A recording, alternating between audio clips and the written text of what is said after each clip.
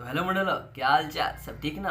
तो बीड़ू लोग, आज हम डिस्कस करेंगे एक ऐसे टॉपिक के बारे में जिससे हम हमेशा परेशान रहते हैं, जिसके बारे में हम सोच सोच के अपने आप को गिल्ट में मारते रहते हैं और हमारा आने वाला जो समय है जो बहुत सुहावना हो सकता था, हम उसे नरक में डाल देते हैं। तो आखिर ये सब कैसे होता है? आज हम इसी चीज़ पे डिस्कस करेंगे। क्या जो गलती हम पास्ट में कर चुके हैं उसके बारे में प्रेजेंट में सोचना गलत है? उसके बारे में समझना गलत है?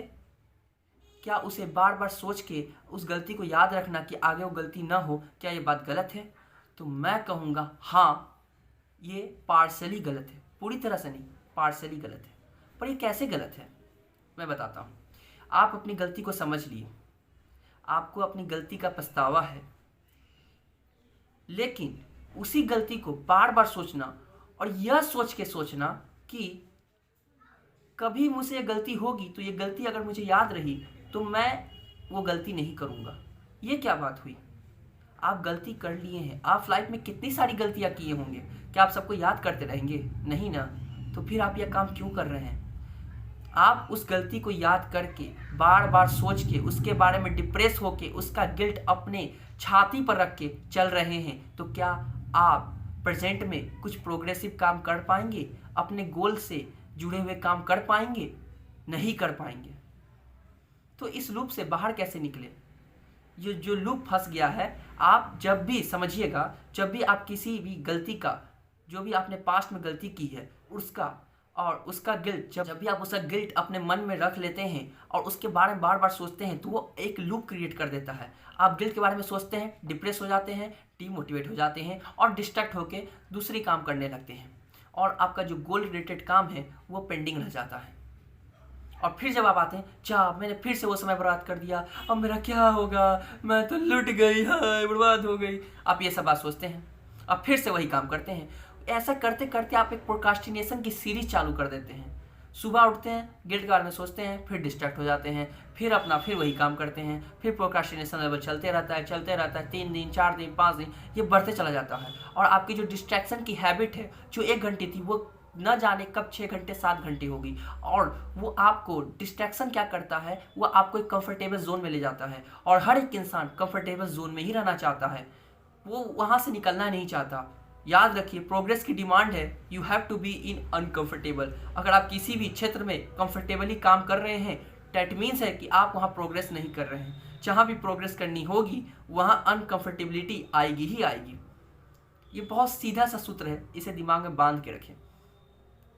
तो कमिंग टू द पॉइंट, तो आप जब आगे बढ़ रहे हैं तो इस गिल्ट को हटाना है। पहले आप यह समझिए कि इसका क्या प्रोसेस होगा। तो पहले आपको सोचना है कि हाँ, मैंने गलती की, गलती हुई मुझसे, मैंने गलती को समझा, क्या गलती की थी, क्या मैं बोल दिया, उस बात को पूरा समझा, अब मैं ये गलती नहीं करूँगा, समझ गया, अब आगे बढ़िए। गलती से, गिल्ट से भागिए मत। गिल्ट से भागिएगा तो गिल्ट फिर आपका पीछे पड़ेगा। आपको लगा आपने गिल्ट को फेंक दिया, लेकिन वो आपके बैक में रखा रहेगा। आपके सामने लगा गिल्ट नहीं है, लेकिन जैसे आप काम करने बैठेगा वो गिल्ट फिर से आ जाएगा कूद के कि देखो मैं आ गया, अब लो मेरा क्या करोगे तुम। तो गिल्ट को फेंकना है, उस गिल्ट को निकालिए बैक से। अब बोलिए क्या अच्छा तू गिल्ट है ना, इसका मैं क्या करूँ? ये जो गिल्ट है मेरे पास, इसका मैं क्या करूँ? अच्छा, इसमें क्या क्या गलती की थी मैंने? अच्छा ये गलती, वो गलती, अच्छा ये बात था। तो ये जो मुड़ा हुआ कागज़ था ना, वो खुल गया। तो आपकी जो प्रॉब्लम थी आपने समझ ली, उसे आइडेंटिफाई कर ली, और आपने समझ गया तो पेपर सादा हो गया। आप उसे कहीं भी रख दीजिए, वहीं रह जाएगा और आप अपने गोल के रिलेटेड काम करना चालू कर दीजिएगा। तो आप खुद को क्षमा कीजिएगा। उसके बाद पहले याद रखिए, पहले तो आप समझ गए प्रॉब्लम को, क्या गिल्ट था, गिल्ट को समझ गए। और दूसरा, आप खुद को क्षमा कीजिएगा। हाँ, मुझसे गलती हुई है, मैंने न जाने बहुत सारे गलत काम किए हैं, मैंने अपने समय को नष्ट किया है, जो सबसे कीमती था मैंने उसे बर्बाद किया है। पर अभी भी मेरे पास समय है, मैं जो चाहूँ वो चाह सकता हूँ, जो मैं चाहूँ वो मैं पा सकता हूँ। मेरे पास इतना समय और है, मैं इसे बर्बाद नहीं करूँगा, इतना मुझे पता है। अब मैं काम करूँगा, बस काम पे लग जाइए, एंड दैट्स इट। तो आशा करता हूँ आपको मेरी यह वीडियो ज़रूर पसंद आई होगी। अगर वीडियो में कुछ पार्ट समझ में ना आए तो आप एक बार रिवाइंड करके फिर से देख लीजिए। अपना कीमती समय मेरे साथ शेयर करने के लिए आपका बहुत बहुत धन्यवाद। और आपको लाइफ में कैसी भी प्रॉब्लम, किसी भी सिचुएशन के रिलेटेड आती है, मेरा दरवाज़ा हमेशा खुला है। एक कमेंट कर दीजिए। तो मिलते हैं किसी अगले पल एक हसीन मुस्कुराहट के साथ। तो तब तक के लिए धन्यवाद। जय हिंद, जय श्री राम।